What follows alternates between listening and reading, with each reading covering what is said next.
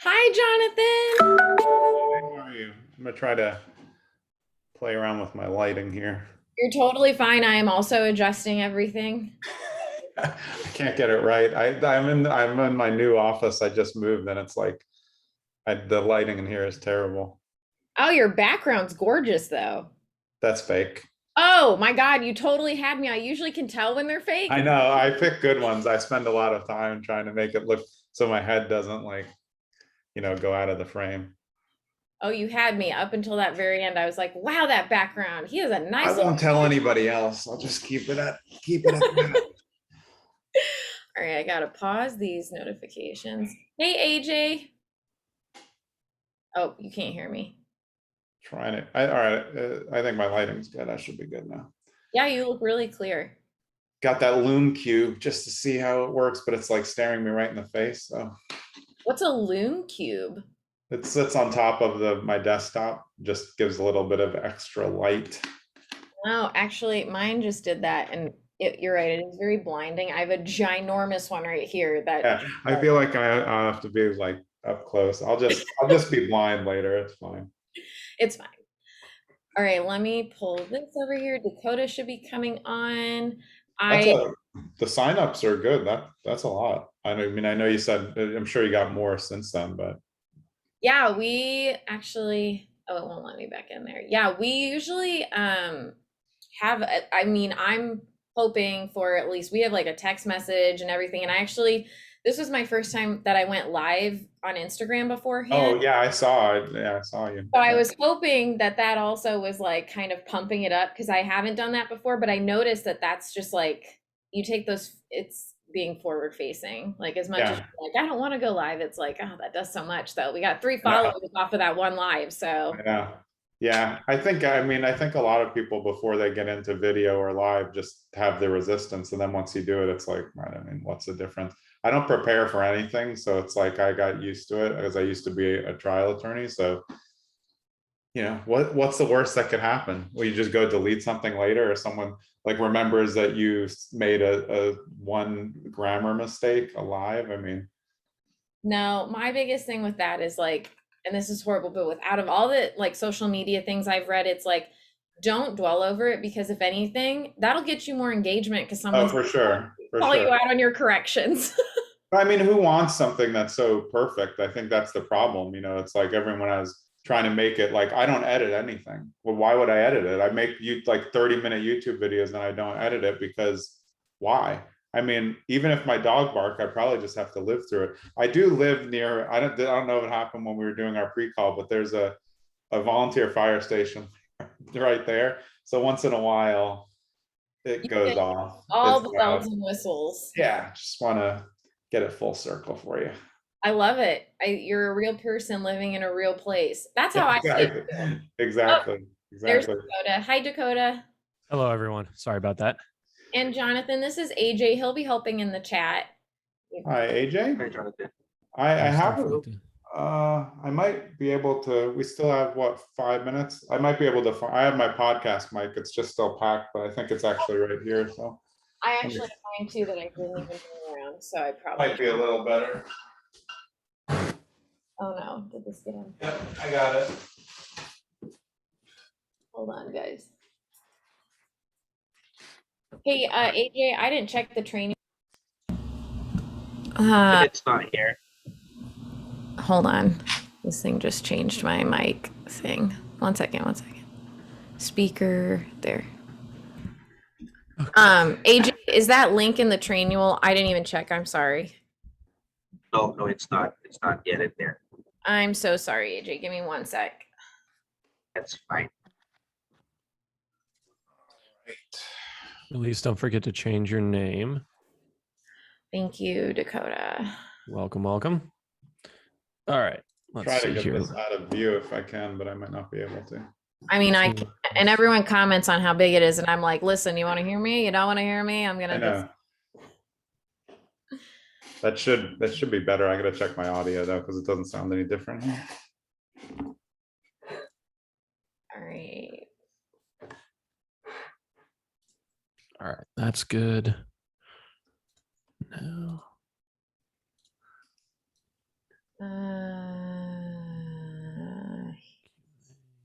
Chat. All right, AJ, I'm dropping that in the thread for you. Large chat. Could you add it to the training, please? Sure, I will. Thanks. Thanks. Thank you, and I apologize. All right, turn you off. Dakota, should I do lamp? Yes. Let's see. Or Oh, no thanks for lamp? reminding me. Lamp or no lamp? Let's see. Lamp again. Like scoot Test. back in your. Test. Okay. Okay. I I'm would say no testing lamp. mine too. Wait. Loud. Okay. Lap. Loud. Yeah. I can't tell if it's picking up on the right thing. Same as system. I think that's better. All right, there we go. Give it a good tap. We'll know if you give it a tap. Nope. Deal here. All right.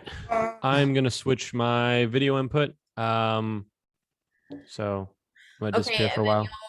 You'll be back. Okay, so just before everything, 15 minutes intro for Jonathan to talk about everything. I'll do actually do we have the poll questions? I don't. Do you have slides? Because I never got those. No, we don't. Okay. This time. Okay, I did do this one. Awesome. So I will pull up the poll, then I will intro Jonathan, then we will do 15 minutes, and then we'll start bringing up people for Dakota, can you still hear me? Mm-hmm. Yeah. Okay. Do you think we should do 10 or 15 of rapid fire? Could you just kind of like I'll keep an eye on it. Can you just like give me a hands up or something? Because I don't want to check my chat during this.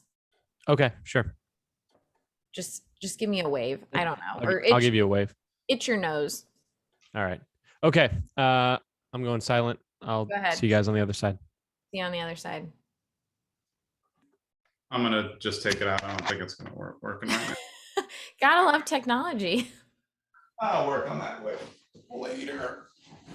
Okay. And also, we're doing a demo afterwards, and I want you are more than welcome to stick around, but I want you to feel free. I know you have a life, so you can Barely. So you're more than welcome to stick around, but it's going to be just a demo of the software, so you can leave if you'd like. Okay. Yeah, I probably will hang around. This color is bad here.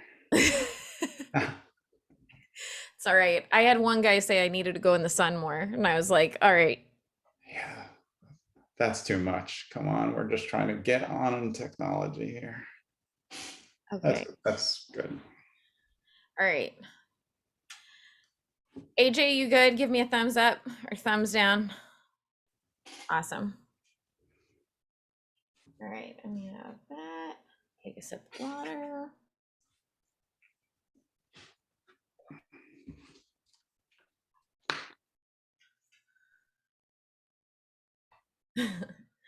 AJ, isn't that countdown cool? Yes, it is. I love the background music. Benji created it and produced it. All right. I don't sound echoey, do I? Nope. Excellent. Nope. All right. I'm ready. Get pumped up. I'm ready. I gotta get pumped up. Okay. All right, here we go. We ready? I'm ready. Welcome everybody to the Deal Machine bi-weekly webinar. I am your host, Elise Knack, community head of community experience, and then my co-host Dakota is on the live stream right now. And today we are super excited because we have our guest here, Jonathan Green. Welcome, Jonathan. Thanks so much for having me. Really excited. I'm pumped. And everyone, if you don't know already, this is our wonderful head of customer service, AJ, who is going to be answering your questions in the chat throughout this. If y'all could drop where you are logging in from right now, we would love to see where we're all coming from, as well as I'm going to put up a poll here to see those of you that are part of the DealMachine family already and those that maybe aren't quite sure. So if you guys don't mind answering that really quick, and then we are going to get set, ready, set, go on this. We got Tampa, we got all over the place. Georgia, New York, Washington, North Carolina, South Carolina. Brooklyn, that's where I'm from. Oh, hey. Yeah, checking it out. Hey, Ben from Carmel. I love it. We're in Indianapolis, Salt Lake City. All right. Welcome, guys. Welcome all. Thank you guys so much for taking your time to be with us here tonight. We are so excited to have Jonathan here with us. You may have seen him already on our Takeover Tuesday he did a couple of weeks ago, and he took us through all things real estate investing, how he trains his team to work and take pictures. And you may have seen the reel this week too, gave some great tips on how to drive for dollars. And Jonathan, one of the things that I loved was that you talked about not taking a picture out of the passenger side door, which I have done, but it really is something that makes a difference because those pictures do not turn out as well as if you were to just go out your driver's side door. So that was something I was really happy you mentioned because yeah, I'm glad. It's a little tricky too if you have it on a charging cord and stuff because you're just like, oh, I can't, like you're looking real suspicious then if you're like hanging out over on the other side. Yeah, I agree. I mean, for me, it was like a safety thing because I have so many agents and team members. I want to make sure if they're going to do it, they're doing it safely. There's all the things that we don't think about. Like you still have to get out of your car. There could be a bike coming by. Like there's all these things. How are you going to identify yourself? What if somebody comes out? And I'm sure you'll get into it. But because I've literally been driving for dollars since I was riding in the passenger seat at 5 years old, I have a lot of experience about snooping on houses, so it makes it a little easier for me. And that's what I'm glad you mentioned that because that was one of the things I just brought up. If you were on the live with us a little bit ago, introing this, I talked about how Jonathan has been doing this since he was a tot. And he's been doing it with his dad. So without further ado, I want to introduce you guys again to Jonathan Green, who's been in real estate investing for 30 plus years, has a whole team of agents as well, and has just done so much in real estate. Like I'm so excited for you guys to have the chance to ask him and pick his brain. So just so you all are aware, we are going to be bringing people on who have the best questions. Dakota here is going to be doing that. So drop your questions in the chat and we will be bringing people up. If you are on our live stream right now, we will be doing a rapid fire question round at the end, probably around 10 minutes. And then we do a live demo right after that. So be sure to start and asking your questions as you learn more about Jonathan and his expertise, because you guys don't want to miss out on this. This is just, we're so excited to have this opportunity. So Jonathan, tell us all about just how you got started in real estate investing and how your journey is to where led you to where you are right now.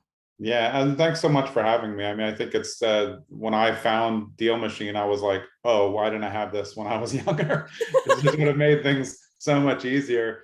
Just as a drop back, and then I will go through how I started when I was young. But I used to drive for dollars before there were apps, and we had a strict system. It was me driving and my friend in the passenger seat, and we would call a street. So we'd get to Smith Street, and I would call Smith, and then she would write down Smith, and then I would just say the numbers as we drove, 7, 15, identifying all the things that now we're looking for in the app that gives us so much assistance. But, I had a system before that, and going all the way back to what we mentioned, I was a passenger in my dad's car driving for dollars from the time I was a baby on. And the story that I always tell is I was like kind of I guess I was a burglar. I mean, we would get the list of foreclosures from the courthouse steps, and there was no internet then. I'm old, so there was no internet, and we would go look for the properties, and if they were vacant, he would just crack a window. I would go through the window if it was small, and I'd go around, open the door. I thought it was great.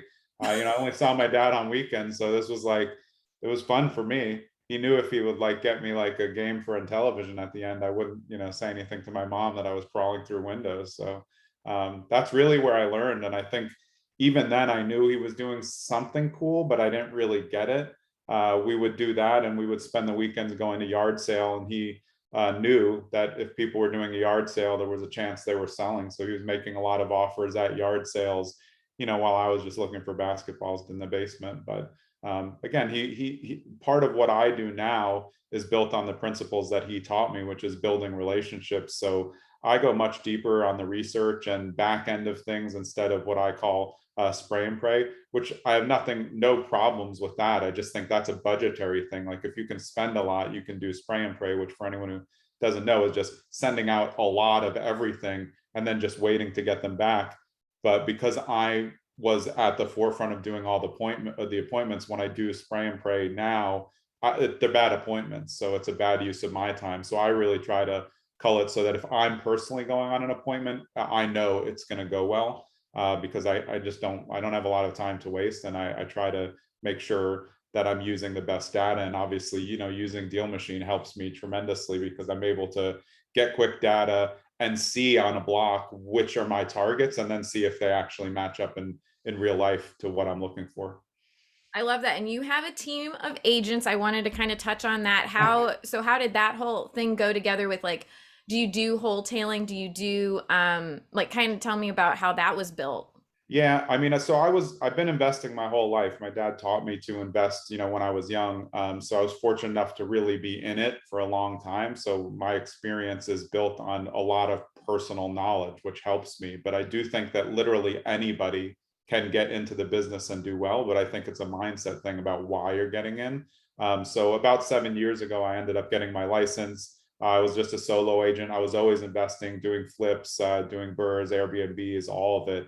And then eventually I built one team, and now I built another team, which is built as an investor-friendly team. So we're called Streamline Properties on Market. We're brokered by eXp Realty. But basically, I have about 30 agents, and most of them are, if not all, are interested in investing or are already current investors. And if they're not, I'm going to convince them to become an investor when the financing is right. That's a very big part of the equation. But yeah, we use DealMachine as a team to give them opportunities to drive their neighborhoods. And I think the thing that some people forget is that an app, like this, it's not just for off-market investors. Like for us, for on-market and teams, it's great. I let them use it as a neighborhood adjuster. They can ride their neighborhoods. They're each assigned to one neighborhood, and they can see how many vacant, how many foreclosures, and then they can start taking notes. So for me, when I know we'll get into my 6-prong approach, it doesn't just help me on investing. It helps me looking at what's the market doing. And if they're driving the neighborhood using the app, they're also seeing the for sale signs out, seeing which neighborhoods are getting hotter quicker. So having people in the car who also have an interest in getting other business is great for me, because they're just doing neighborhood research, and then which helps them become the neighborhood expert, which I want them all to be. Yeah, and I do want to get to the 6 prong, but I want to ask, like, so are they all just in your area, or how do people get into this? Because it sounds like this would be something everybody, because it's like a mentorship, like, Yeah. But getting into this. So how do you go about if someone was interested? Yeah, I mean, they can contact me. I'll put all my info, in at the end. But so we're in 5 states now. So because eXp is national, the team is also national. So we have the majority of our agents now are in New Jersey, but we have a few in New York, growing in Pennsylvania. We love the Philadelphia market, doing a ton of business up there. I saw a bunch of people from Philly pop in on the call. We have my team success manager is in Nevada, and she's also licensed. And then we're just starting in Houston, Texas as well. And by having DealMachine, that gives me not only the opportunity to use my agents as drivers, but we can do side drivers. So we have the enterprise account, so we have the opportunity to have up to 300 drivers. But I know we'll talk about, I'm very strict on what I want them driving for.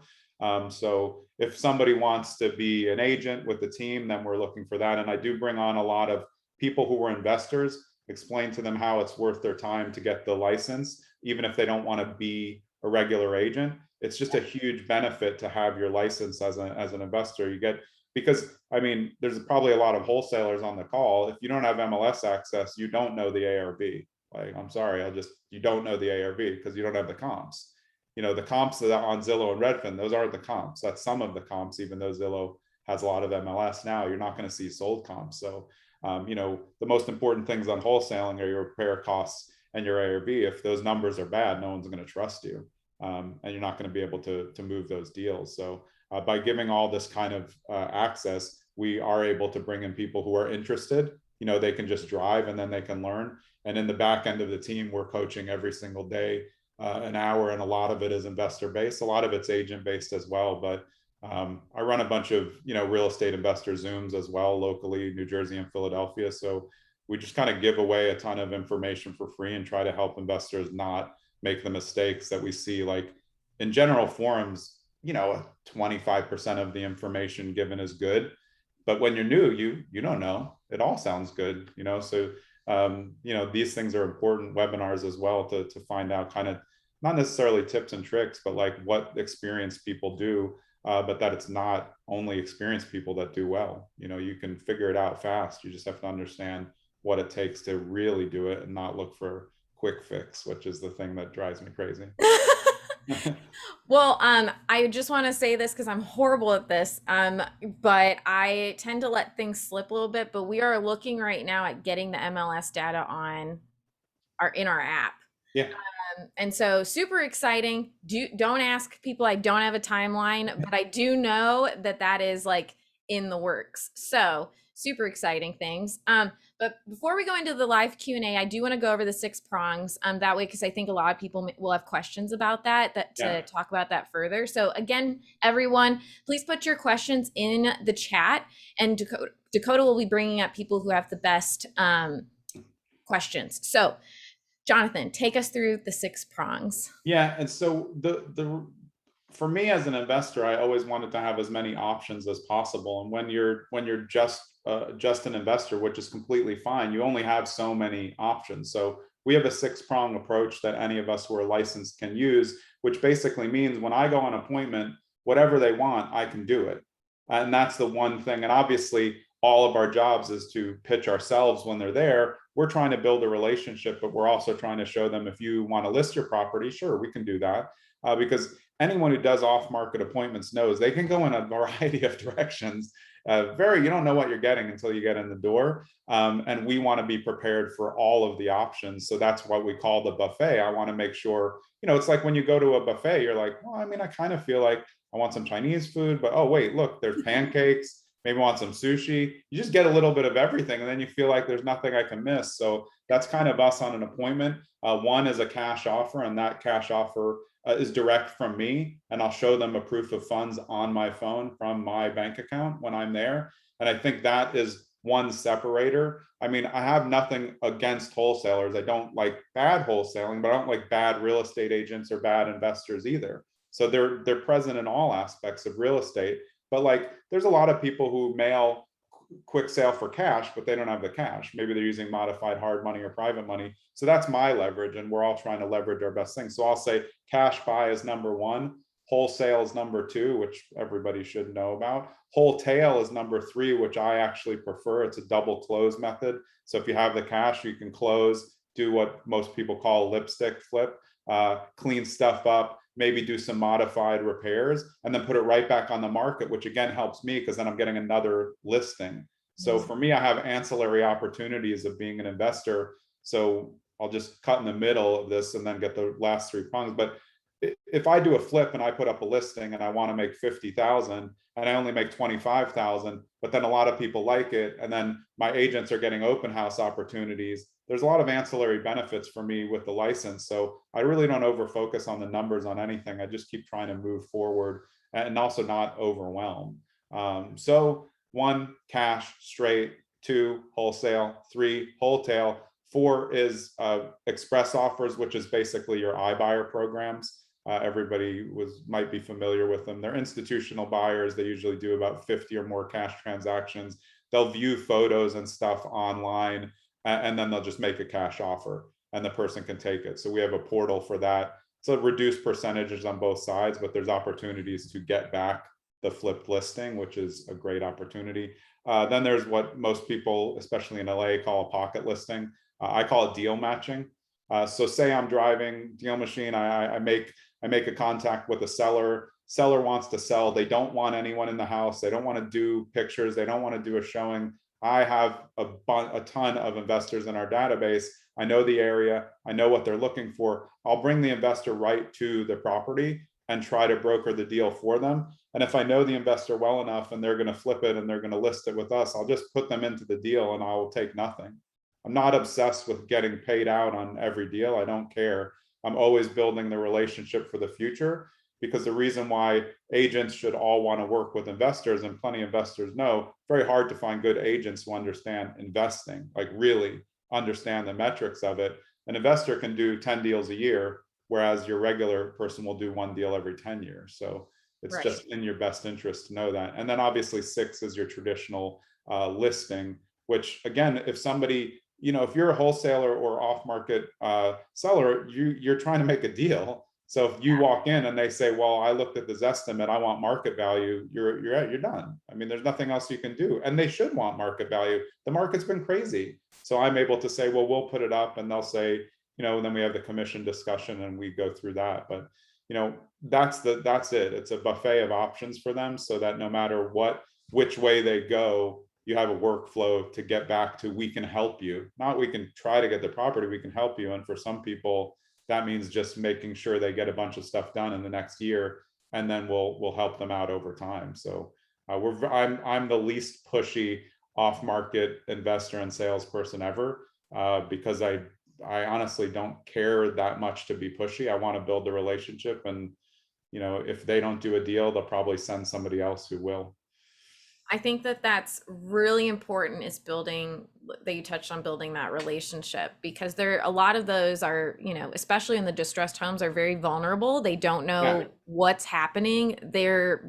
I'm sure they're very overwhelmed, because they feel like it's almost like a scam. At least I'd be like, why would you offer me cash money for this house? But to be honest, some of it is a scam. I mean, like, it's not like everyone who does this isn't great. That's just the truth. So there are a lot of people going in who don't explain the wholesale process. And I know there's a technique to it, but like, if you're doing wholesaling, you're going to get caught up if they don't understand that you're selling the contract or you're assigning the contract. Like, they have to understand. I think, if you go through the process, you want to be as transparent as possible, because that's what will help you get more. We have time, like my project manager Jenny and I were always flipping, and she's great she knows everyone in the neighborhood. And people think like, oh, well, they don't want to just sell you quick cash. You're wrong. They do want to sell you quick cash, because they see that you're nice, you're taking care of the block, you're not annoying anyone, she's nice to everybody. And then they say, well, actually, maybe that's just a better deal. Look what they did to that house. I want to move. I want to get out of here. And I mean, everyone's job, if you're brand new to off-market investing, your job isn't to buy the house, because you can't buy the house until you know what their motivation is. So until you know where they want to go, you've achieved nothing, because to leave the house, they have to go somewhere. So all my conversation in the beginning isn't about the value. They want to talk about the value. I say, where are you going to go when we make a deal on this home? And that's one of the things that you just keep going back to them. And then if I can help them get to the next spot, then I'm getting multiple deals, but I'm actually helping people multiple times.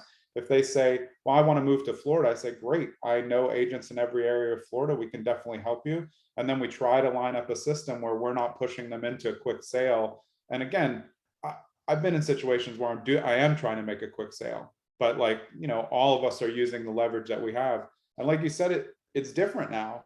When I go on appointments, there could be 5, 6 investors, wholesalers there.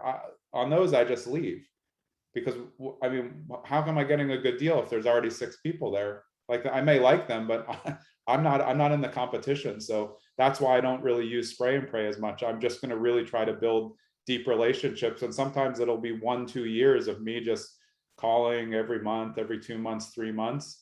And I don't ask them about the property. And I think that's what's different about me and how I'm training my agents to be investors.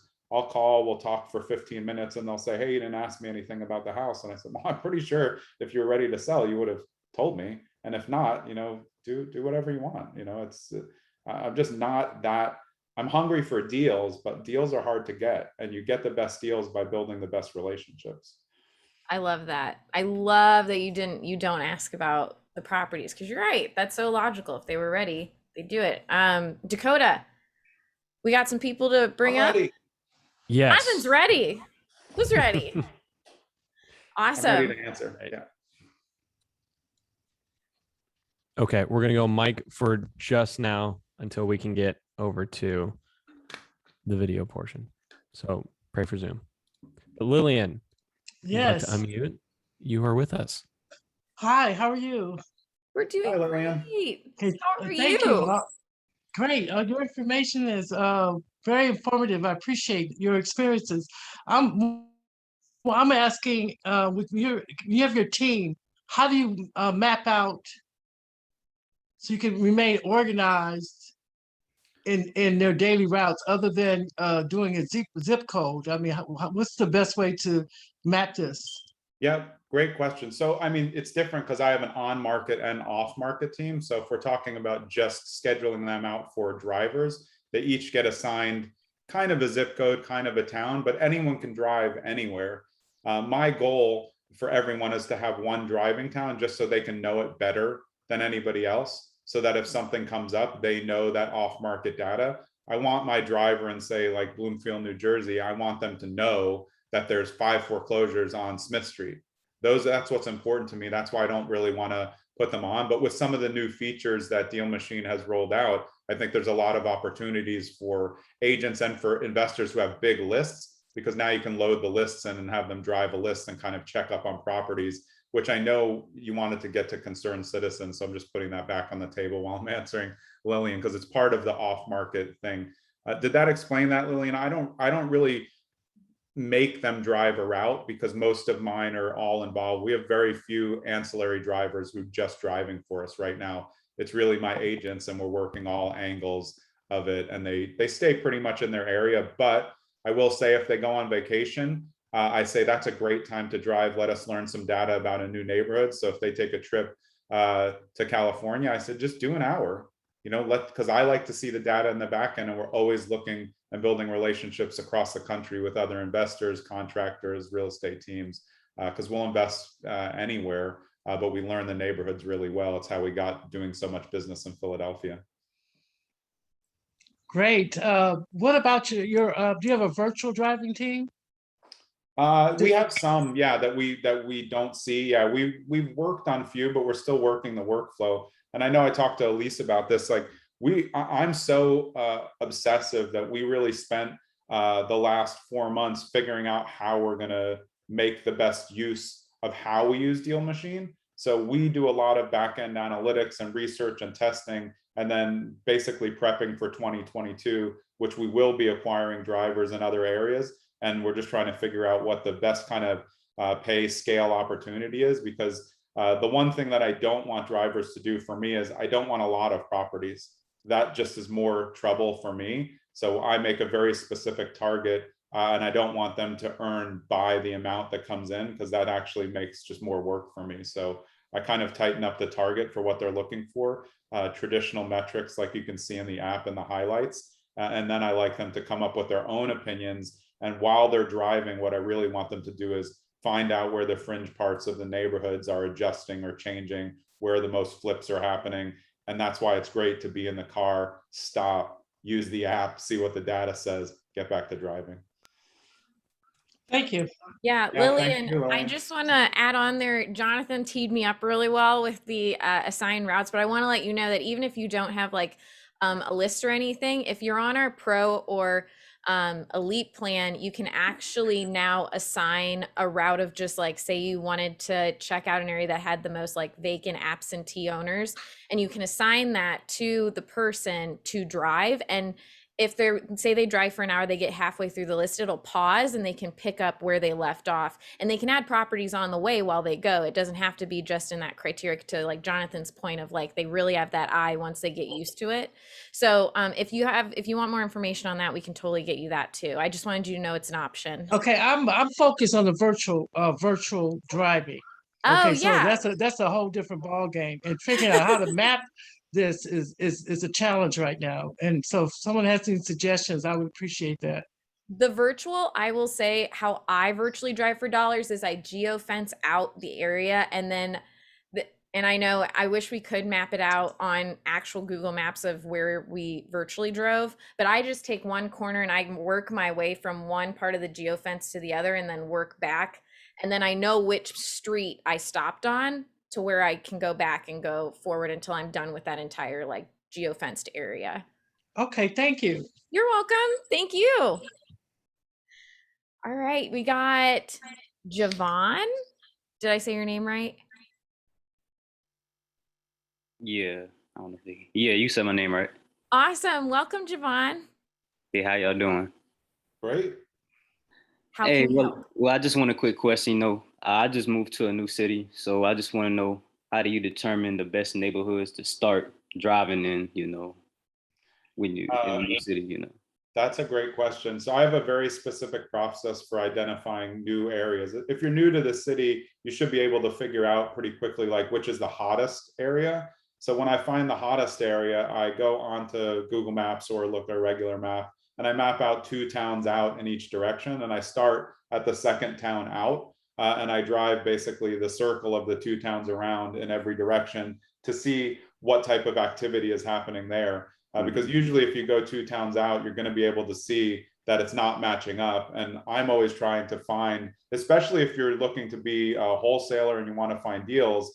I mean, there's so many out there, you have to find the areas before somebody else does. So that's the best way to do it. I figure out by talking to other investors which area is the hottest, looking at data, and then I'm going to go 2 towns out in every direction and kind of see what's going on. And then as you keep driving those routes, you'll start to see, oh, okay, I just saw 2 flips start in an area where I haven't seen a flip in 6 months. And that tells you it's time to get in and start looking for deals. Because once people who live there see that flips are happening, it means they can get out of their property. More investors are going to come. And I always want to beat everybody to the neighborhoods. I'd much rather buy in early and wait, do more of a long-term reverse burst strategy than buy into the hottest market, because I just can't make as much money that way.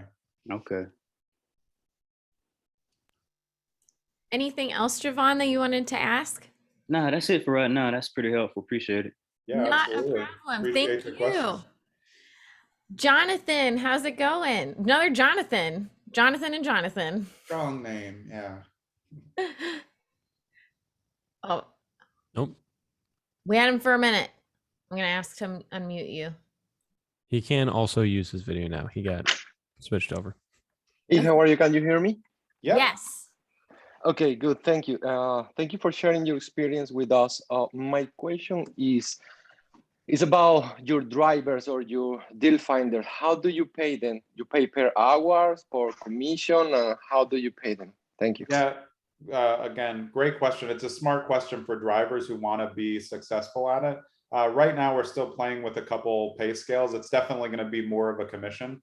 So the way that I look at most everything in real estate, including investors, side deals, how my agents work, is I want everyone to be invested in the process. So I don't want an investor who's just trying to, I'm sorry, a driver who's trying to get numbers to please me. I'd much rather have them have a basis. And then if there's different metrics for what they would do. So if they just do the drive and add it, then there'd be one level of smaller commission if we do close a deal of any kind on that, whether it be a listing, off market buy. If they do end up making client contact because we're not in the area and we assign them to do the client contact, then that's a higher commission rate if they become the point person. And again, one thing that I do that I think is different than some, and I mean, I'm not really sure, I give all of my agents and drivers right of first refusal on the deal. So people who are driving for me, if they find a good property and they're an investor and they want to buy it, they can buy it. They don't have to pay me anything.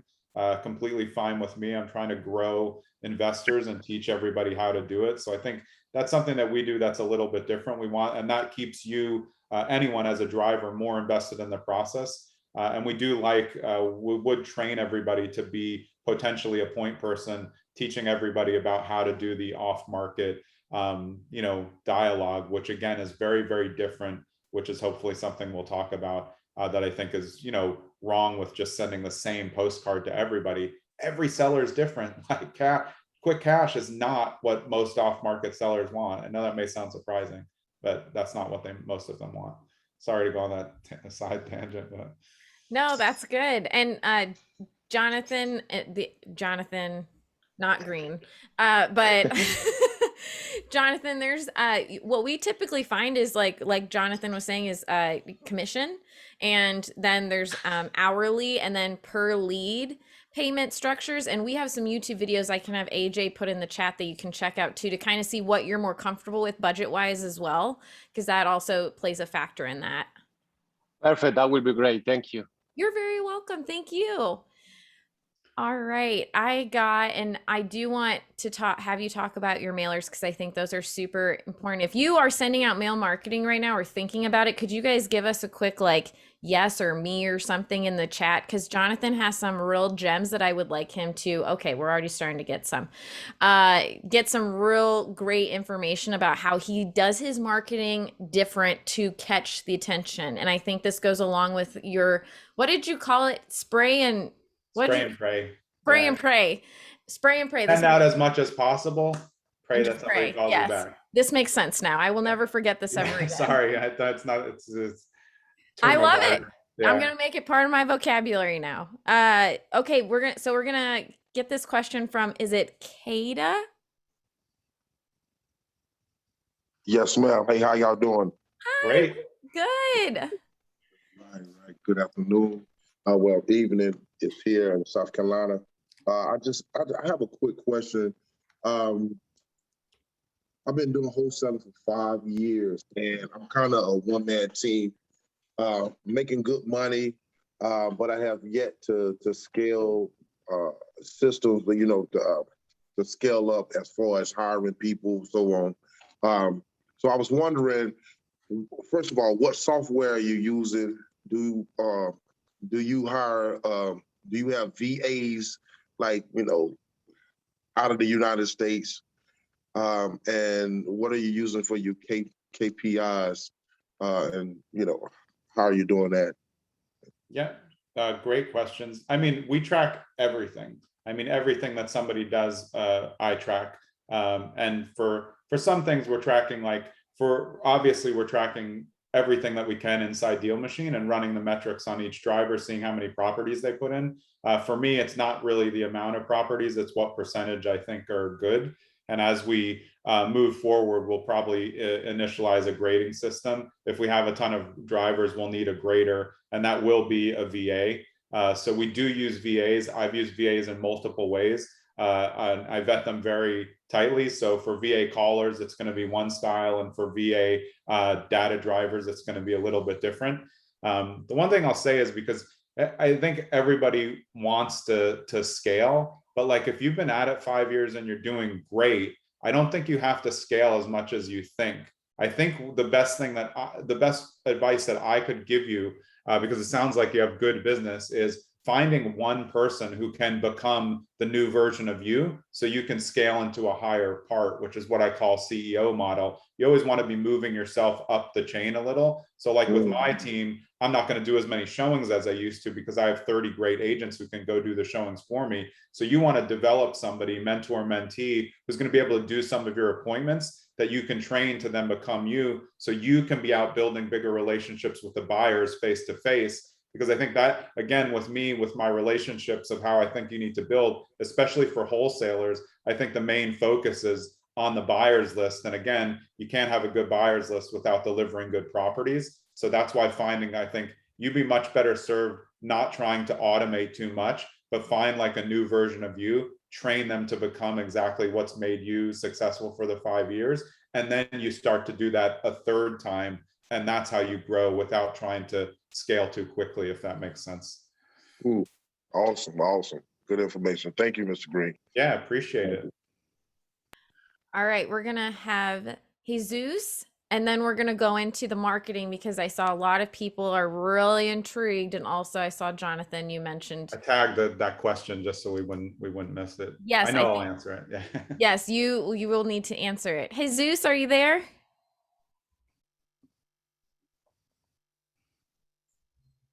I'm gonna ask to unmute.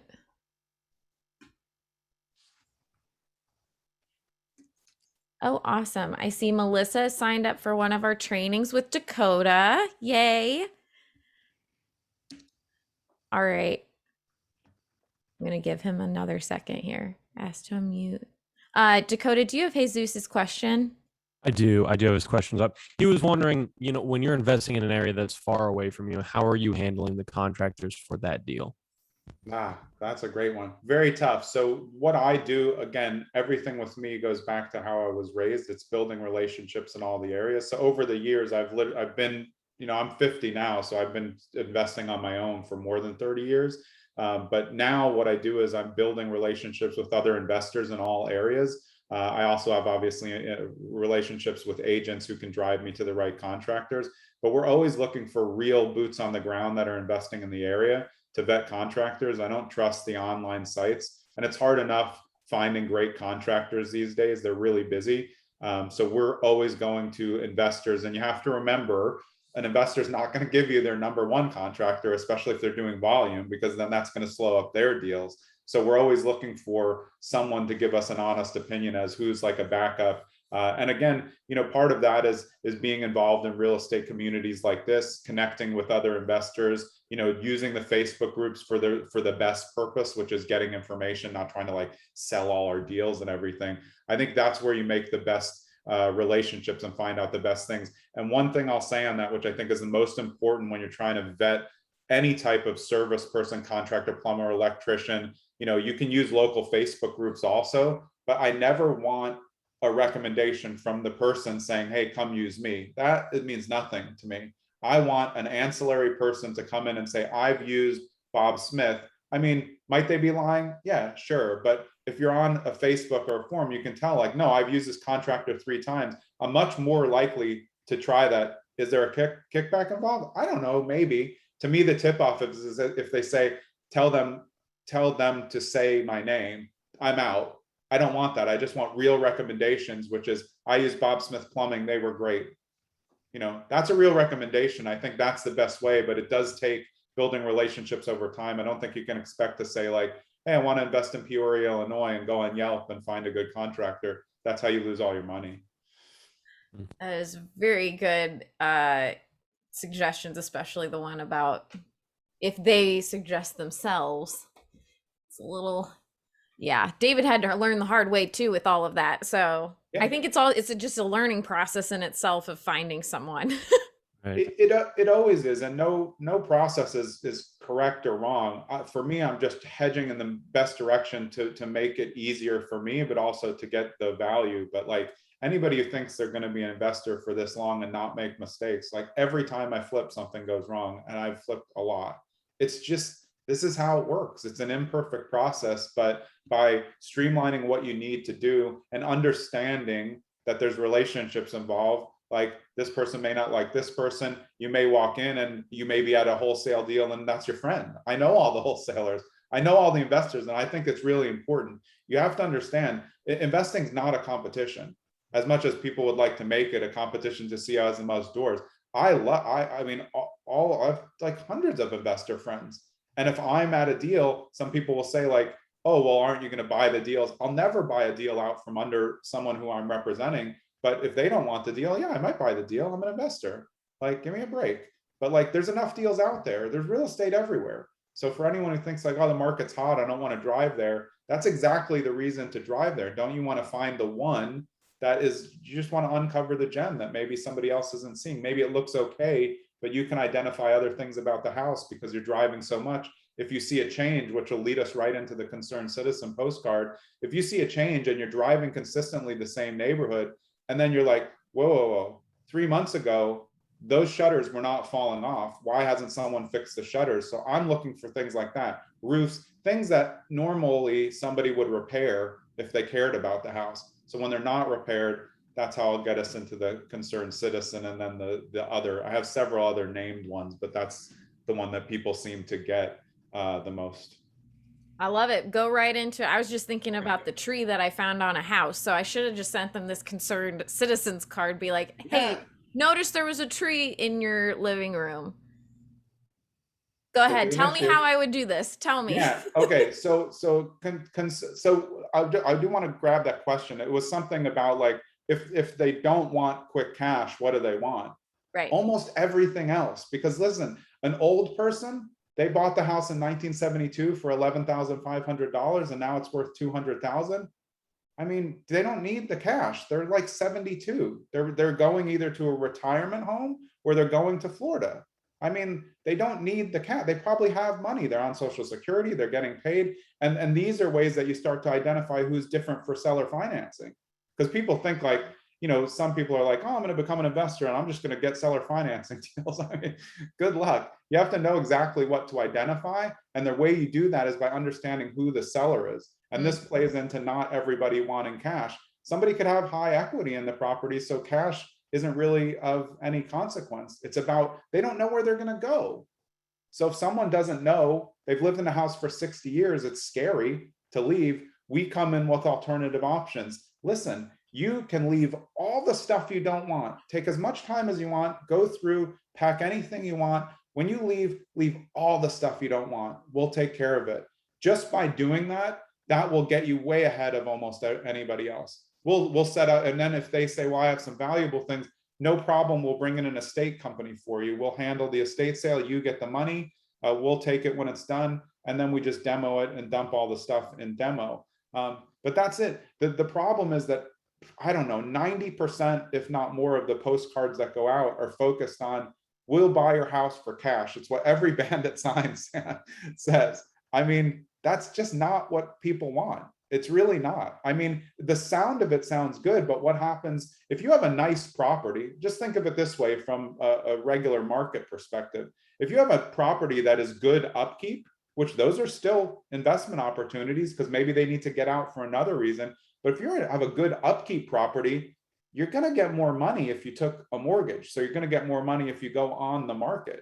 So people are scared of mortgages. We explain all the other things. A 203K loan is a great opportunity for someone who wants to sell if you know what you're doing, because it gives both parties a win-win, which is what we're always looking for. So when you're asking someone on all postcards, we'll buy your house for cash, that's because that's really, you're thinking, this is what I want to do. This is what I want. That's not what they want. So you're presupposing what they want. And if you get 75% of that wrong, that's 75% of your postage just wasted. And they're getting the same message, PS, from everybody else in the area. So the way that we adjust our postcards and then getting to concerned citizen is the concerned citizen is actually what it sounds like. You're basically writing a postcard that says, I'm concerned about your property. So it goes something like this, and you can modify it. You can use this in a personal letter. You can use it on postcards. We adjust the dialogue onto the postcards. Obviously, you know, one of the best, when I got DealMachine, I was like, are you kidding me? I can take a picture myself of the property and then send it out on the postcard. This is magic. I mean, this is why it works with concerned citizens specifically, because I'll explain why. So the dialogue goes like this, whether you're in person, on phone, whatever. Hey, Mr. and Mrs. Smith, I was actually walking by your property at 123 Main Street. And I just wanted to let you know, I'm actually a little concerned because I don't know if you know this, I see you live out of state, but the windows are breaking. There's a big roof, there's a hole in the roof. And I because I walk this route every day, I just wanted to let you know, if you want me to swing by every month, I can send you the same postcard with an update photo with the new thing, with the way that it looks. Oh, PS, I'm also a local investor. If you ever had any, any ideas of selling it, give me a call, but no pressure. I'm happy to walk by every month anyway. And to me, that dialogue is so much different than I want to buy your house for cash. You know, I want you to give me your property and I want it. You know, it's me saying like, I'm here to help you. I'm actually concerned about your property. Do some people think it's a gimmick? I mean, sure, but I'm sending them a picture, so it's true. I mean, you're not creating if there's something there, there's something there. So what you'll hear in some of the other options, or when we talk about the probate, because I know you guys put that in the promo, like if you think that a probate situation, which is when somebody dies, like that's not a quick cash opportunity. I'll explain why when I tell you what happens when there's 3 heirs. It's always the same. It's never any different. And if you don't understand probate, you'll never close a probate deal because there's multiple heirs. You may be talking to one person, that's not getting anything done because they all have to agree. So that's why I'm saying like your approach is very specific on who the seller is. So if we go back to the beginning, I do a lot of back data analysis. I'm going to use that skip trace function, and I'm going to get that information, and then I'm going to do some internet sleuthing. I'm going to go into Facebook, LinkedIn. I'm going to see everything I can. So some people find that to be a waste of time. That's all the information I need, so that if I get in, I'm going to win the deal, because I've already built the relationship. I know what's there. Or I'm not going to make a deal, but I'm going to help someone get to do something else. And sometimes that's staying in the property. They don't know what to do. We'll just line them up with other people.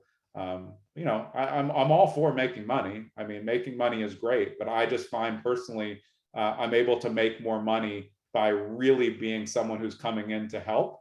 And again, when you do that, you are coming in to a hot situation, because they've been lied to. I mean, they have been. There's other investors who will come before you and, tell a story, and we just try to be different. And we lose. I lose plenty of deals because I'm not trying to win them, but that's okay.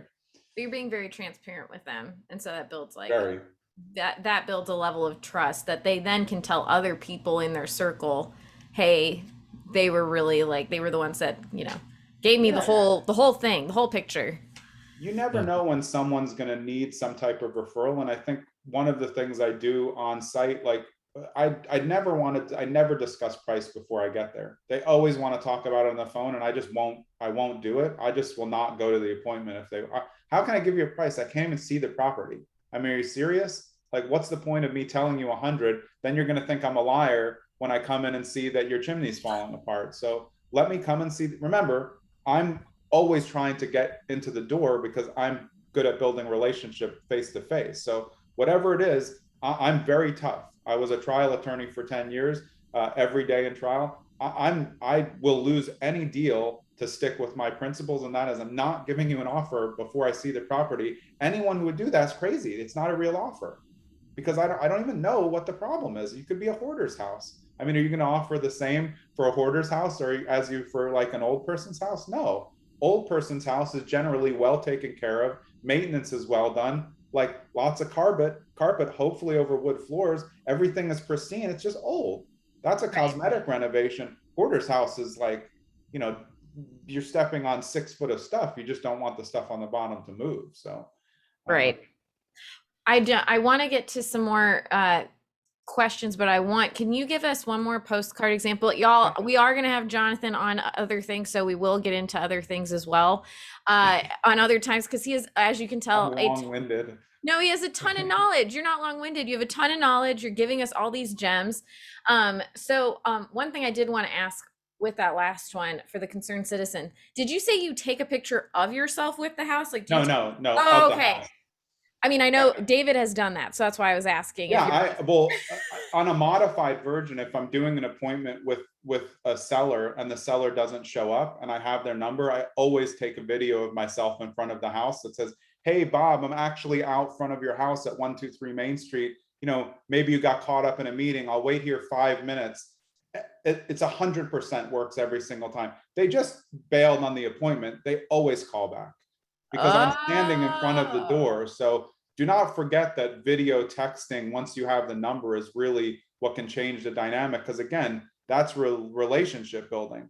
Me sending another, look, I'm fine with what people do with marketing, but I'm not an automated text person. It's not my thing. So I rail against it. But the reason is it doesn't build a relationship, and it sounds canned. So even when I use automated responses, they're adjusted to sound like me. So someone like me will spend, a day fixing all the automated responses inside a system just so they go out and it sounds like me. And I'm one of the only people who sends automated responses that says, I just want you to know this is actually automated, but when I follow up after this, it's actually going to be me. We want to provide you the best service, so we get right back to you with an automatic text, but this isn't me. Next time you hear from me, it will be me. I see the text go out. I immediately follow up hey, this is actually Jonathan. Do you want to talk about your property at 123 Main Street? And I think, a lot of people are figuring out what's the best way to spend money. Should I get this app? Should I mail these postcards? Everything will be better if you're focused on building relationships. Someone had a great question in the chat. It was is he saying, don't tell them I want to buy the house? I really honestly don't talk about it that much because I'm allowing them to talk about it. And the more they talk, the more happy they are to talk about themselves, because everyone wants to talk about themselves. So when you go on an appointment, all you want to do is ask them questions. They start out always hot out of the gate. How much are you going to give me? You know, how much am I going to get? Can I move? I say, where are you going? Where are you going? When we make a great deal on this, that's a win-win. We're both happy. You and I are both celebrating. I like to make a lot of jokes like that. Where are you going? And they say, I don't know. And then in my head, I know, okay, this isn't happening today.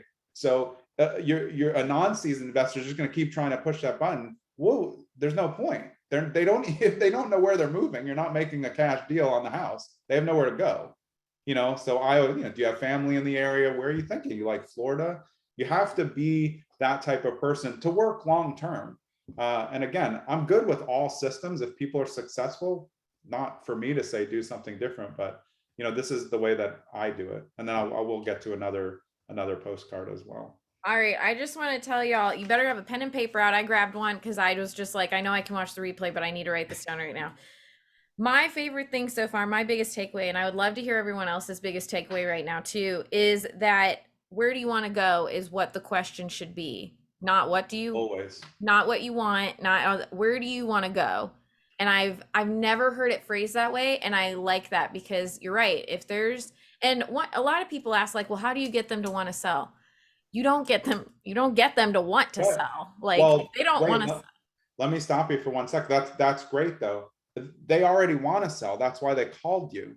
They responded to your marketing piece because they want to sell. So you don't have to come in hard selling them. They called me. So everything that I do is built for them to call me. I don't cold call anyone, never.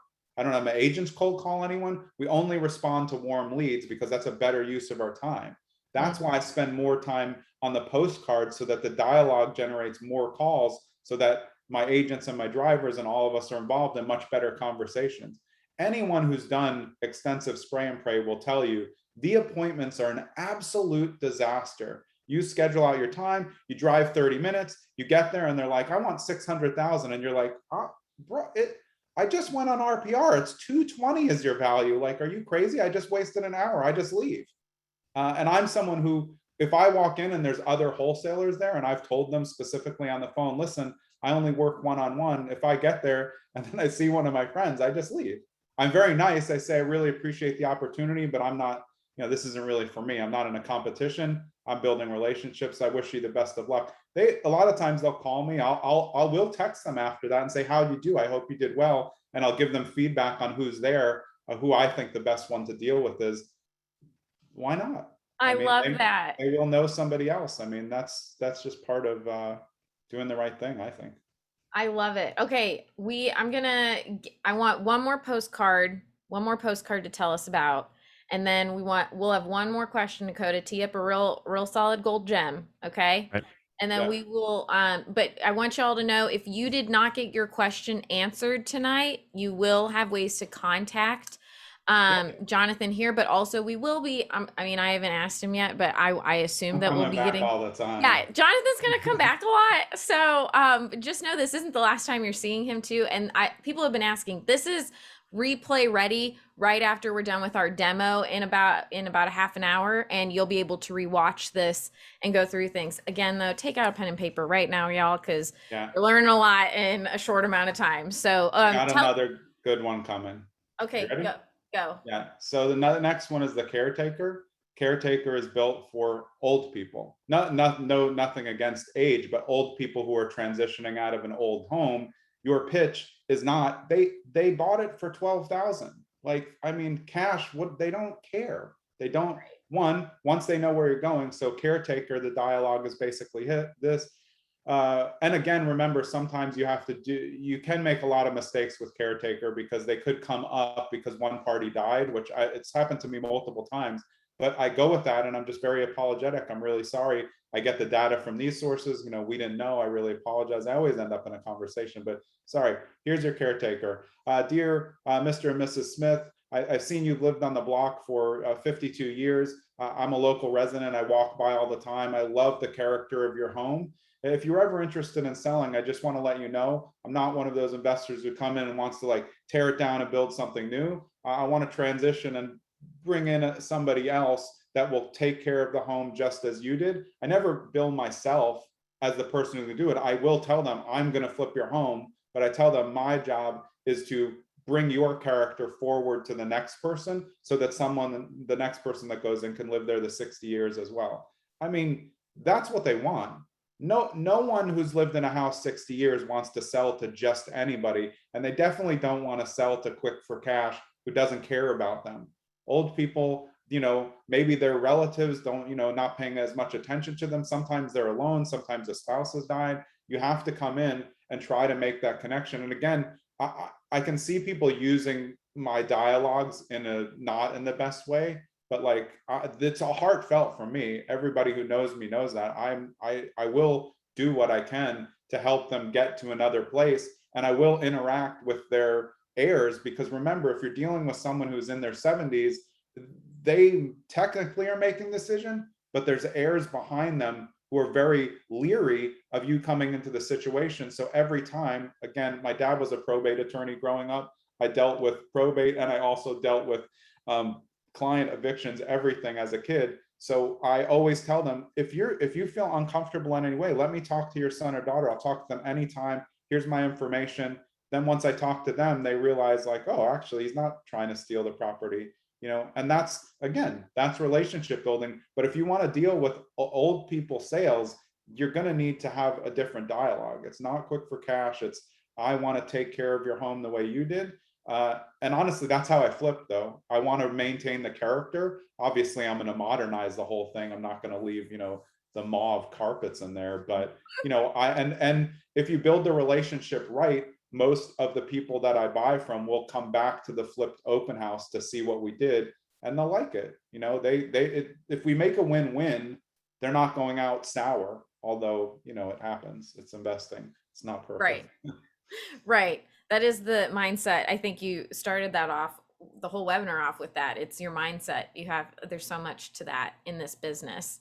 Okay, Dakota, you got us a solid question.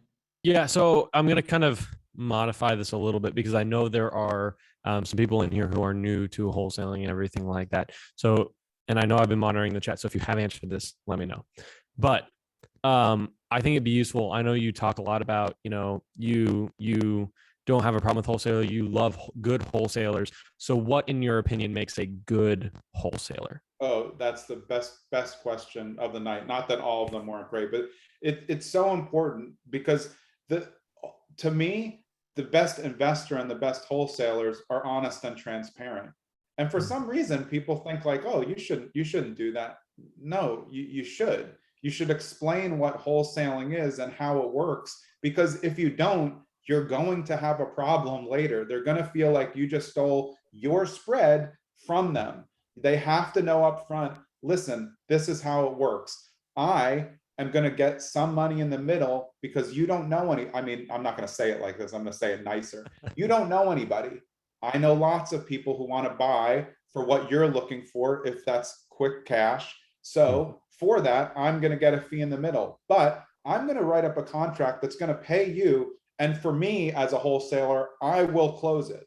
So that's the one thing. If you're transparent and if you don't have the cash, don't say you have the cash. That's just aggravating to me on a personal level, because they think you have it. If you're using hard money, do you need to go in and explain how hard money works? But no, but let me explain something. The only thing that is cash is cash.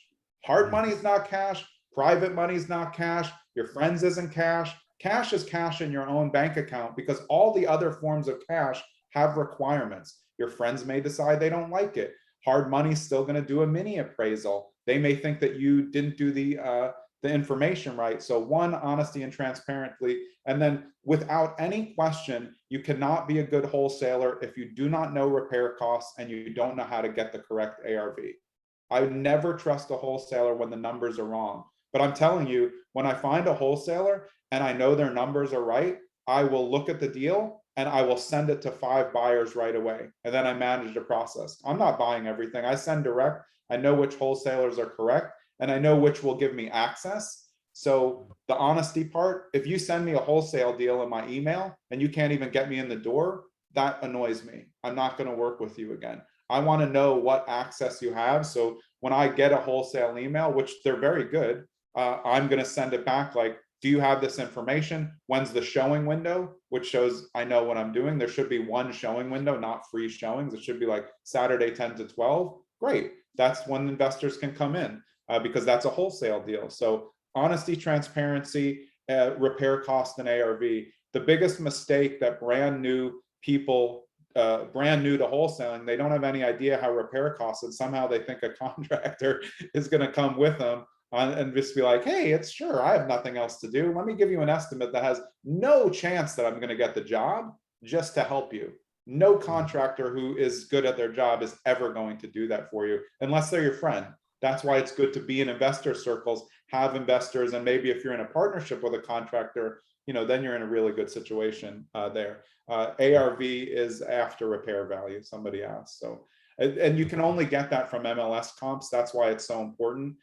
Because what you do as a wholesaler, you find a property, put it under assignment contract, you're going to deliver that out on a private email. Remember, there's super requirements, especially with licensing, that you can't engage in the unlicensed sale of real estate. So it has to be a disclaimer in your email that says this is not for public consumption. This is only for private email lists. And then you go through that. And inside that email, you're going to say, I'm offering this property for 100,000. We estimate the repair costs at 22, and your ARV, which is what the after repair value looks like. If it's going to be a 3-1 in the neighborhood, is 200. So they can see what their spread is.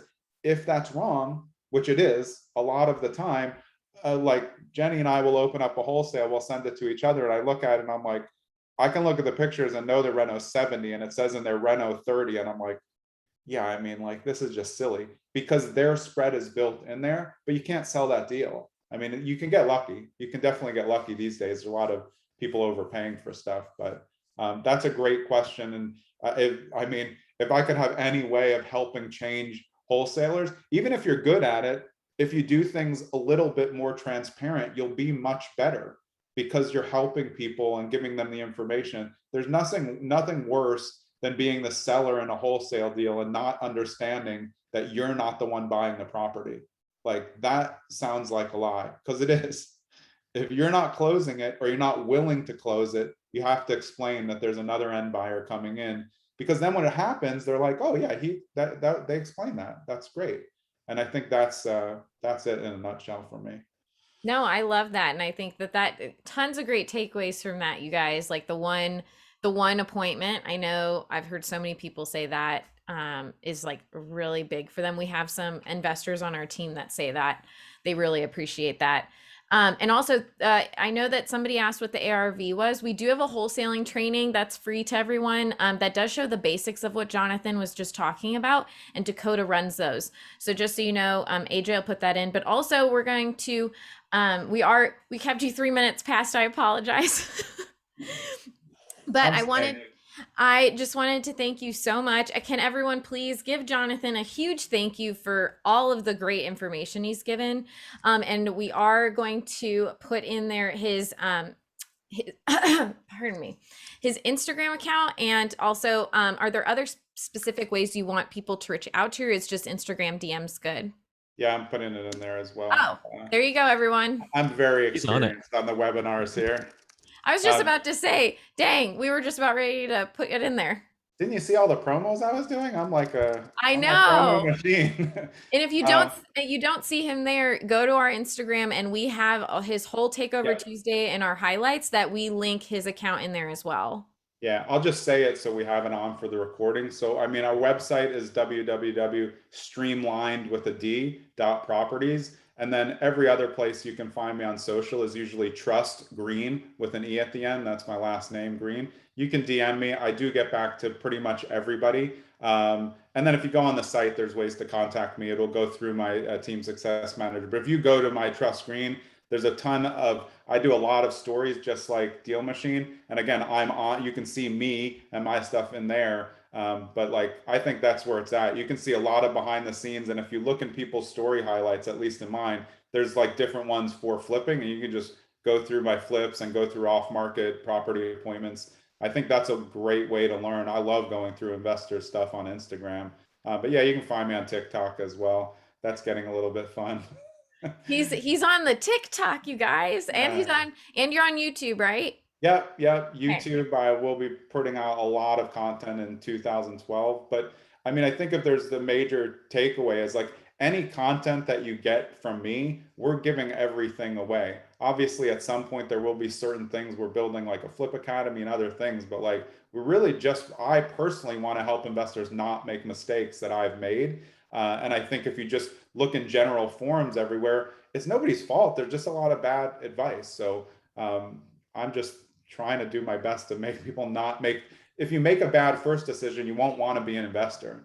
So if you make a smart first decision and understand you can grow, it's just, you can't get 5 years experience in 1 year. You're just not going to do it. You have to take the time and be patient. That's so true. And I will say, if y'all go on his Instagram, I've learned a lot about Jonathan just personally from his Instagram, because I've looked at the highlights and I'm like, this man's on Peloton. You share everything and I love it because it's so, you get to know you as a person and you as an investor. So definitely everyone go and follow Jonathan. We are going to be doing a demo here of the DealMachine software. If you want to stick around, everyone, Jonathan, you of course can stick around, but also we know you have a life. So if you do have other, and you're very busy. I told you before, I don't. I'll probably just do investing stuff after this. So I'll hang around. You're a busy man. So thank you again, Jonathan, for being on here. We really appreciate it. Appreciate you guys. Look forward to more of these, but I'll hang around for a little while as well. Okay, awesome. All right, everyone, we're going to transition into our demo. Dakota, you ready? I am ready. I do just want to say, Jonathan, thank you so much for that. That's awesome. And like, I love a lot of what you're saying. Like, it's about building a relationship. It's about creating that emotion behind what you're doing, right? And you're not out there selling something. You're out there solving a problem or making a relationship. So I love that you made those points on the webinar tonight. And yeah, just again, thank you for coming to share all that. I appreciate it. I really enjoyed it. All the stuff that you guys do. So I'm in it. You can call me anytime. All right. Hold Absolutely. you to that. I'll be there. All right. And we'll come out to New Jersey too. Maybe we'll do like a meetup. Yeah. There we go. For sure. All right, guys. So we're going to get in here. We're going to go over just a very high level demo of DealMachine really quick. You can look at my Wonder Woman background really quick while I get to the website. But if you ask your questions in the chat, Dakota, my co-host, wonderful co-host, him and AJ have been doing a fabulous job, people. Have they not? Let's give them some love too. But they will be putting your questions up as we go along. So first things first, we have 2 main products here at DealMachine. We obviously have the Driving for Dollars, which you build your own unique list of properties that no one else has. We've been talking about that. It's the lowest cost leads with the greatest ROI. So with this, you get mobile maps, real-time routes. You get to recruit and manage drivers. That's definitely on like what Jonathan was talking about, the Enterprise Elite plan that we have. And then also smart property filters was that highlight that we were talking about. So I'm going to go through that really quickly for you guys. So when you're in your account, that is basically housed in your map section between your map and your driving tab. So in here, this is obviously on desktop, but we do have it on mobile as well. So when you are driving, and I apologize, my computer's working double time right now. So I'm turning on the fan really quickly. We're very transparent here too. We're human people that have technology issues. Okay. It just sounds like it might fly away. Okay.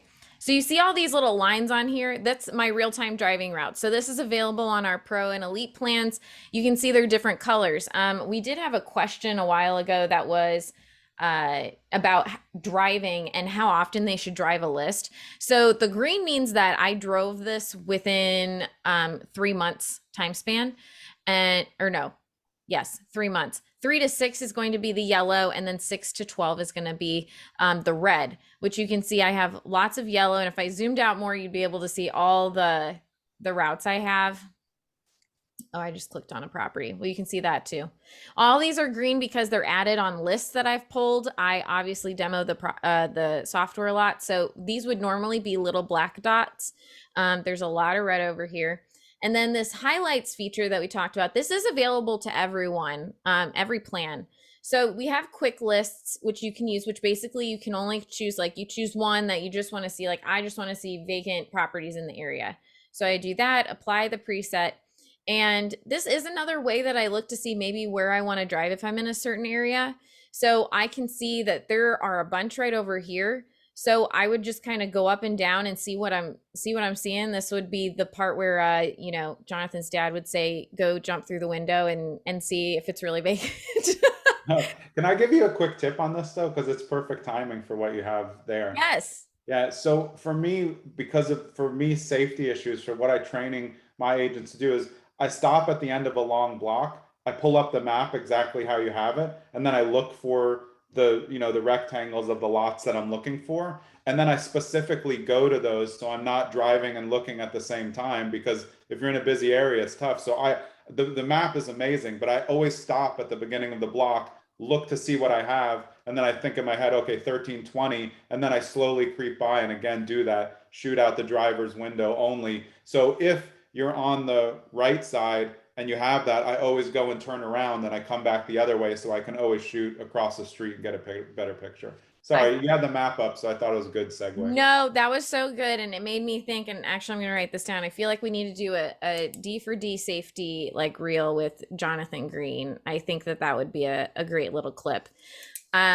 So yeah, so this is, again, like Jonathan said, you just look at it and then you can go and drive to those specific houses. And I do tend to look around them, even if, you know, don't count out owner occupied, because that's not, you know, we talked about the senior citizens. If you see like a wheelchair ramp, I've added those. Okay, the metal awnings get me every time, and that would be where I would be using the John Green postcard of the senior citizens, and just saying like, hey, it looks like your house has been, I mean, the yard is kept up really well. And I know we talked about virtual driving for dollars. I find those the most, because they're kept up really well, but you can tell that they haven't been updated in 40 years. So something to look at. And so with this highlights, you can actually, if you're on the mobile map, it'll say start driving down here. The driving tab in itself actually keeps all of your routes here. You can download them. This is really great come tax season to do the write-off for the miles you've driven. You can see your analytics here of how long you've driven, how long your team's driven. This is how David meets with his drivers every week and breaks down, hey, are you adding the amount of properties? Because they have to add a certain amount of properties per hour because they are designated drivers. And he goes through the properties themselves in front of the entire driving team, so they can say, hey, why'd you add this property? It didn't match this. Or, hey, this was a really great property. So that's just something that you can keep in mind if you're starting to hire drivers. Then if you are looking to recruit more, on that elite plan, Jonathan gets a recruiting drivers page. And all of our elite plans have this to where you can customize a whole entire training portal. So that way you don't have to onboard people. You can just have them go through this, and very seamless. And all these videos are housed in their app. So if they ever have questions after that, they don't have to keep coming to you. They can just go to the settings and look at those training videos, and you can make all of the training videos yourself. I actually really highly recommend at least doing one of them with you in it, so they know who you are and they know who they're working for. Because if you're recruiting people, they're kind of, I mean, I've interviewed David's drivers. They thought it was a scam at first. They weren't really sure about it, because they're like, why would I be driving around for $20 an hour and adding properties? That just doesn't make any sense. But the fact that, you know, he sees them, he sees David, he talks to David, and David kind of shows him that, the proof, I should say, that it's real. I mean, he's had these drivers now for over a year. So, and they're great. They do the app all the time. So going back to this, our second product is our list builder. So this one's really easy peasy. Dakota, did you want to talk about this at all? Yeah, well, we can talk about, oops, hold on. There we go. I'm on the stream. Yeah, we can talk about list builder. So, you know, you've got all your lists in the sidebar there. So custom lists that you make from your leads, just so you guys know, you can find them in this sidebar. You know, when you filter your leads by specific motivators, you're stacking certain things, you can select all of those and create those custom lists based off of them.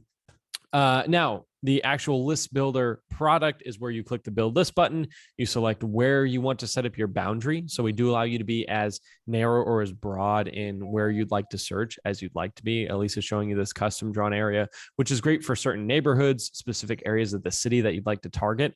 And then just like the highlights, you'll go through and you can select specific motivators that you're looking for, whether that be a quick list, a preset, and presets do transfer from driving for dollars to list builder. So if you're looking for certain highlights, you've created a preset for that in the driving for dollars portion that actually carries over to list builder too. You can separate them if you want to, but just know you have that option. So you select everything you're looking for, you name your list. Please, one piece of advice, be very specific with your list names. That way, you know how to be targeted with your marketing. Like we've talked a lot about tonight, it's targeting your marketing is incredibly important. So the more specific you can be with your list name, the better you can target your marketing specifically for the people that are in that list. So name the list. I always like to include the date as well, so that I know the time frame with which I'm working in for that list in particular. And then you can select whether or not you'd like it to be a smart list. Smart list is a fancy term for what I like to call a dynamic list, where we update our data every Monday. And when there's new properties that match the filters that you selected in that area that you set up, they will get added to the list. And in the same way, any properties that lose any of those filters get removed from that list. So that's a very brief overview. We do a little bit more in-depth dive in the trainings that I do on Tuesdays and Thursdays, but it is awesome. And yeah, you can watch the list be built right in front of your eyes, or it does happen in the background. So if you want to go do something else, if you want to go drive for dollars or work on marketing pieces or something like that, you'll get an email when that list is completed, and we'll take you directly to the list. Yeah. Great job, Dakota. Yeah, Thank and you. one thing I love is this breakdown here. I forget who it was, talked about like KPIs and stuff. This is a great way to check and see what's working, and what, did this list work well? Is this Yep. the criteria that perform better than other lists? And you can do this with your organic ones as well, just to keep track of those KPIs of maybe it was on a different marketing campaign, things like that, trying to track those down. Awesome. Thanks, Dakota. Some of the other things that are included with every plan is real estate data. So we do have all the things that come with the basic owner info, and I'll show you guys that. We have skip tracing in the app. 14 cents on our starter and our professional plan, and 12 cents on our elite plan per skip trace. And I'll show you what you get with that. And then the direct mail marketing, which we have really pumped that up within the last like 2-3, no, now it's been a little bit longer, 3 months. Dakota also has a training on that, so I'm not going to go too deep into it. We're going to do very high level because it is a monster of a feature, and it does so much. It's very much, you can get really lost in the weeds there. But first things first, I did talk about having tasks for your drivers. You can do tasks for your team as well with calling and things. Just so you guys are aware, this is available on all plans. As you can see, my past due from June 24th. You can see I didn't actually do that. So I would be getting a slap on my wrist from my boss of some sort, saying bad you. And then you can mark as complete, but you can also see all the ones like drive leads filtered by. This was what I was kind of talking about. So I can click into this when I'm on my mobile phone, and it can start me on that route. It's going to track me. It's going to lead me to where I need to go, which is even better. So you don't really, that's another safety feature of this, is that it's leading you there. You don't have to actually like try to figure out how to get there and get distracted. Just use it like your regular GPS when you're getting somewhere.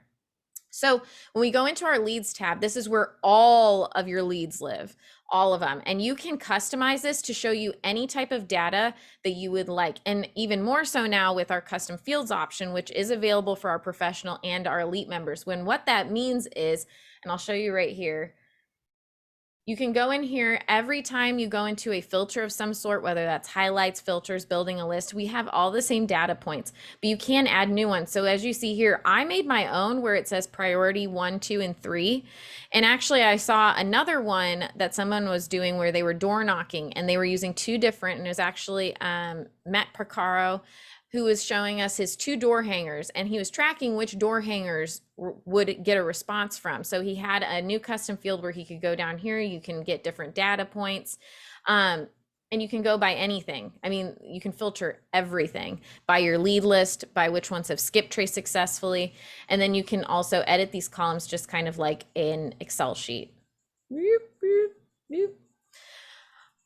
All right, another thing, you can make these pictures bigger. So when David is in his meeting with his drivers, he doesn't want to click into every single one of these to check them. So just make the picture bigger. Makes it so much easier on the eyes.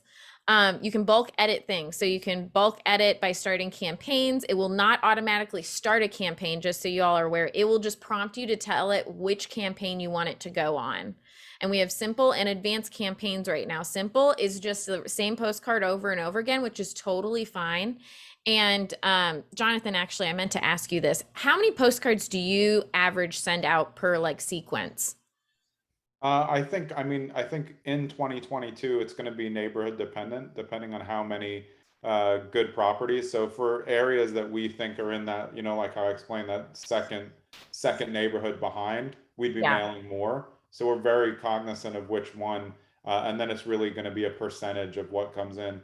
And basically, anything that is judged as good will get mailed. So it's 100% of the good properties will get mailed. But as we get to 2022, I'll be able to give you like specific metrics, but it'll still be neighborhood specific, because we really want to target the neighborhoods that other investors aren't raining down in. Like the hottest neighborhood, we're in competition against all the other postcards. I still think my postcards are going to be better, the ones that we send out through you guys, but again, they have to be read to be better. So we're going to try to find the neighborhood behind the neighborhood and be a year ahead of everybody else. Buy low, hold, wait for it to appreciate, then decide what to do with it, as part of what I like to do as well.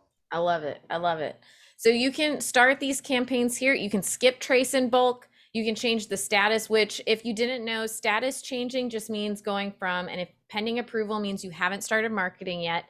If you are also on our elite plan, you will be able to change these and you'll be able to make your own statuses for your team.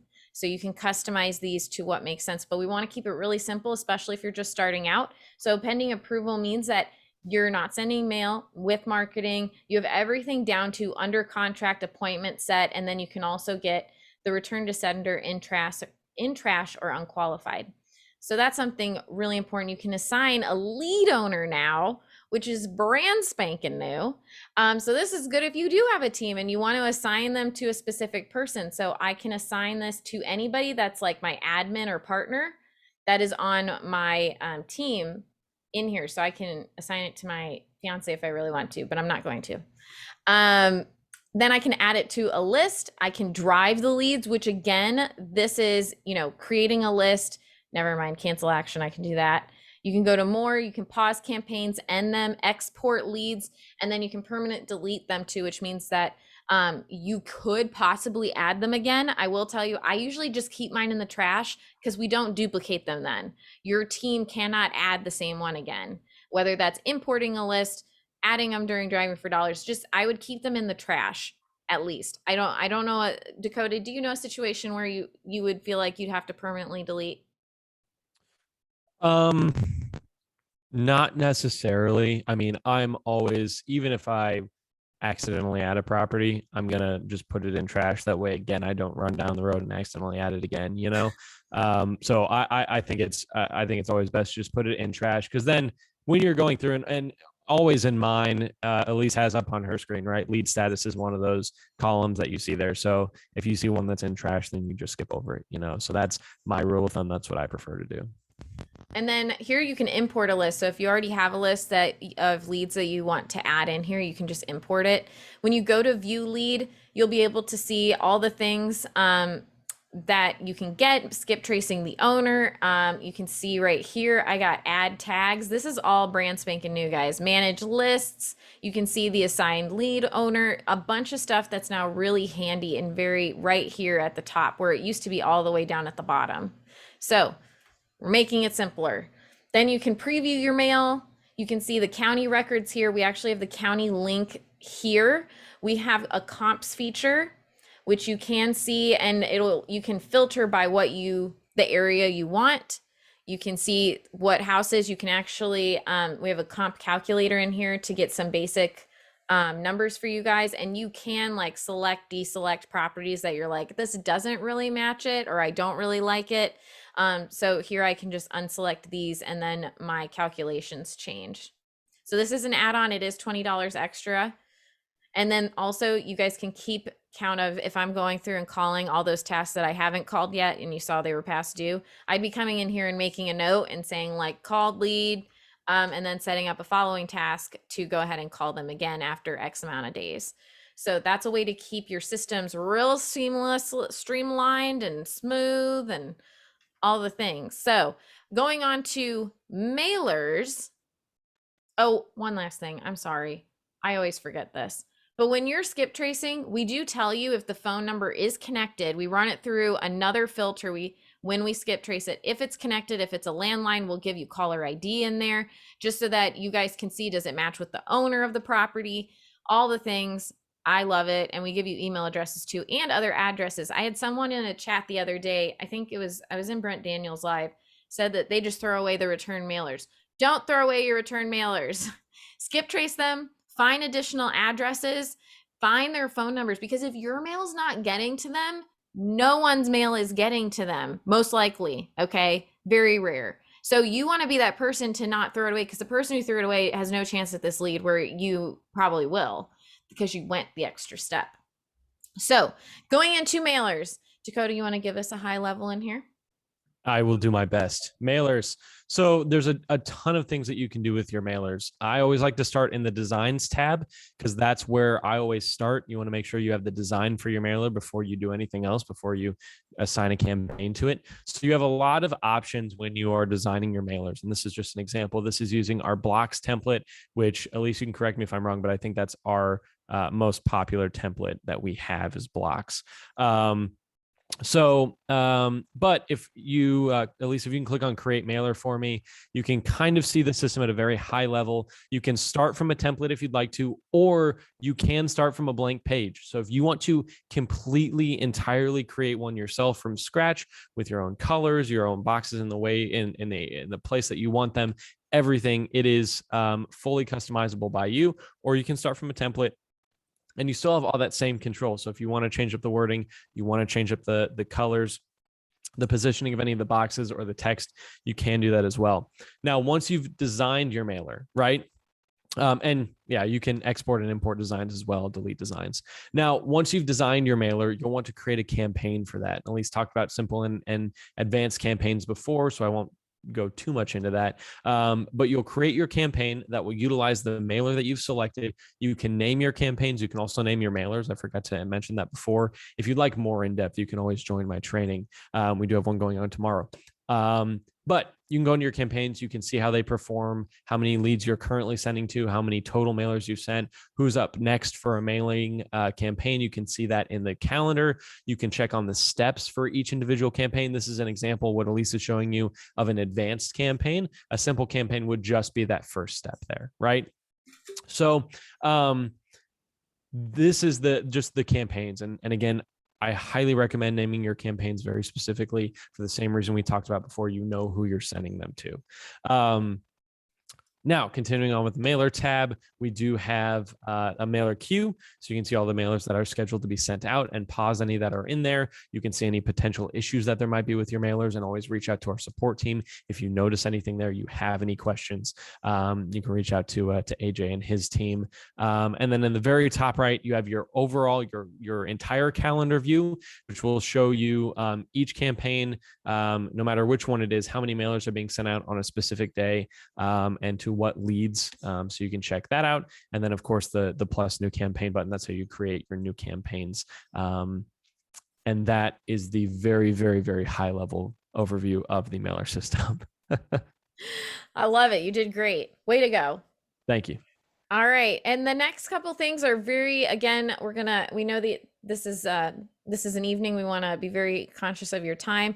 Team is just your team and their permissions and what they have access to. Get free leads is your own personal promo code to send out to people that you get $5, they get $5. It's win-win. Selling page, you put something under contract. This is for everyone on here that has a DealMachine account. You can go ahead and make a landing page for that to send to your buyers list and to show them what it is. You can edit the information that they see. You can set it live. You can grab information from the property, and then it actually has right here where they can put all their information for it. And then you can see any buyer's messages that come in and for which property. So super awesome. And then we just have settings, which are your basic settings where you can find billing, your default things. This is also where you'll be able to see your custom fields and the lead statuses. Again, custom leads fields is going to be on Pro and Elite. And then lead statuses is Elite only. And you can customize those like this right here, where you can go ahead and change them around. You can move them up and down, and then custom lead fields, tongue twister. You can put them in here and add groups. And actually, Dakota and I have a video coming out. Oh, we already have a video out. I totally forgot. It is out. Go please watch. AJ can drop that video in the chat so you guys can learn more about that. And then again, we want to know what features you guys want to see. We have this on here, and we do listen to everything that you guys say. We have help and support. So we have support chat. We have instructional videos. Dakota and I are in a lot of those. We have live trainings with our man Dakota here. And then any updates, we update our app every 2 weeks with fixes and features and all sorts of things. And you can find all of those written down there to see what's coming new. So like the new assigning a lead thing, that is from our last, what we call sprint. And so really excited about that. But anything, Dakota, that you saw that I needed to go over or questions about that we didn't answer? I don't think so. You covered everything in the app. Great. One thing I did want to touch on, because I did see a couple of questions. People are, how, if you're starting out, how does DealMachine work as a solution for all of these things? And really the way to think about it, right, is you have everything you need in one spot, right? We try to avoid the term all in one. Because that has some negative connotations to it. But we do really have all of these technologies for you guys to use, and they work incredibly independently. So if you just wanted to use Driving for Dollars, you could. If you wanted to use List Builder, you could. But you also have access to a really robust leads tab, which would be your CRM. You have all the skip tracing in one place. You don't have to export and import to several different, websites and several different technologies.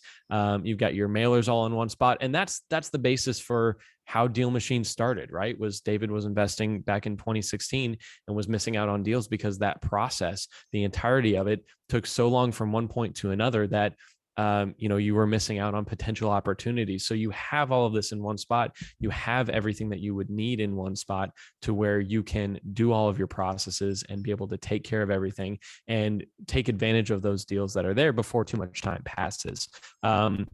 So that's a very brief explanation of that. But for those of you that are curious about the technology and how it works and how it incorporates with everything else and why you would want to use it as a technology for you as an investor, it's got everything that you would need in it, right? And it allows you to be able to take advantage of those opportunities while they're in front of you. All right, I saw a question. A great explanation, Dakota, by the way. Thank you. But I wanted to show you also, Christopher asked about building a buyer's list. Really quick way that I kind of do that is just to I also mail to any LLC corporate owned properties as like a, hey, do you want more houses like this? I'm a wholesaler in the area type of thing. But also if I have List Builder, I can type in my zip code, do owners of multiple properties, which there's 10,000 right here. I would narrow that down a little bit because that's a lot of people, and you want to be able to create those relationships with your buyers. You want to know what they're looking for too. I think that's a really important thing, is you want to look and not send them everything. That's one investor I've talked to says he works with wholesalers, specific wholesalers that send him things they know he wants and what he's looking for, and the numbers match for him. Jonathan, can you agree with that? I see you shaking your head.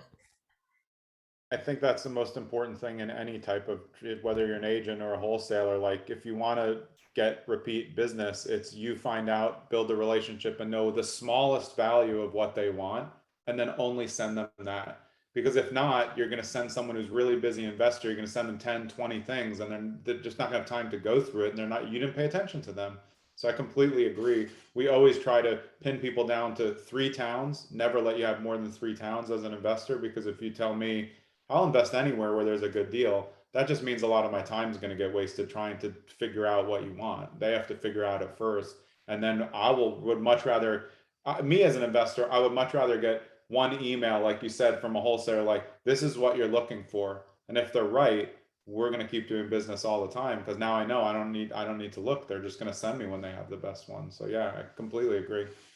If anyone needs a buyer in Indianapolis, I got 2 of them that you can have that I know. That literally that's where I got the information from, is because it was because he just kept saying, well, tell wholesalers here to tell them to work with me, but I want them to know like my criteria, because I don't want to be blasted all the time, because then they start, I mean, you start just looking over them, right? Like kind of like, well, this is a waste of time.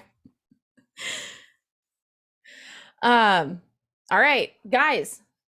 That was our overview. I'm so happy that y'all have been on here. We do have another webinar coming up. It's every other week, except for I've realized that we land on Thanksgiving this year. We are taking that day off. But we also are doing Takeover Tuesdays. Go follow us on Instagram. Go follow Jonathan on Instagram. And send us a DM if you guys need anything at all. We are here to support you. And we do, I do highly recommend our YouTube channel as well, just because there's a lot of tutorials on there and the trainings. Try to give you as many resources as possible to help you maximize this tool.